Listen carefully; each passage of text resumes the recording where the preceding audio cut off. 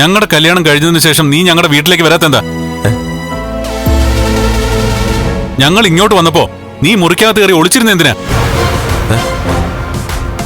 അത് പിന്നെ കാരണം ഇവരെ പറ്റി കേട്ട കഥകളൊന്നും അത്ര നല്ലതല്ല. അതുകൊണ്ട് ഇവരെ കാണണ്ടെന്ന് കരുതി തന്നെ ഞാൻ മാറി നിന്നത്. എന്നാ നീ ഇനി എന്നും മാറി നിന്നോ?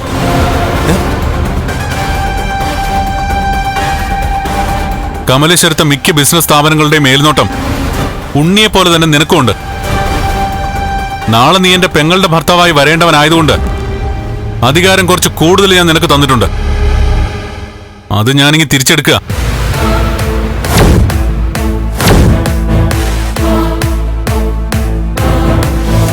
ഇനി എന്റെ വീടിന്റെയോ സ്ഥാപനങ്ങളുടെയോ 7 അയലത്ത് പോലും നീ വരരുത്. നിന്നെ പരിസരത്ത് പോലും കാണരുത്. ഒരുത്തി പറഞ്ഞ കള്ളങ്ങളൊക്കെ വിശ്വസിച്ചിട്ട് ഞങ്ങളെയൊക്കെ തള്ളി പറയാണോ കണ്ണാനി? നിങ്ങളെ ആരെ ഞാൻ തള്ളിക്കളയുന്നില്ല.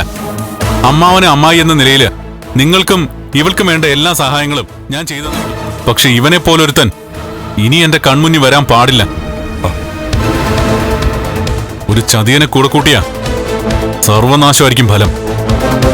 അതുകൊണ്ട് നീയും ഞാനുമായിട്ടുള്ള എല്ലാ ബന്ധങ്ങളും ഇവിടെ അവസാനിക്കുക. മഞ്ജുനെ നീ അങ്ങ് മറന്നേക്ക്. അന്യ പെൺകുട്ടികളുടെ പിന്നാലെ നടന്ന് ശല്യം ചെയ്യുന്ന ഒരാൾ അവക്ക് വേണ്ട.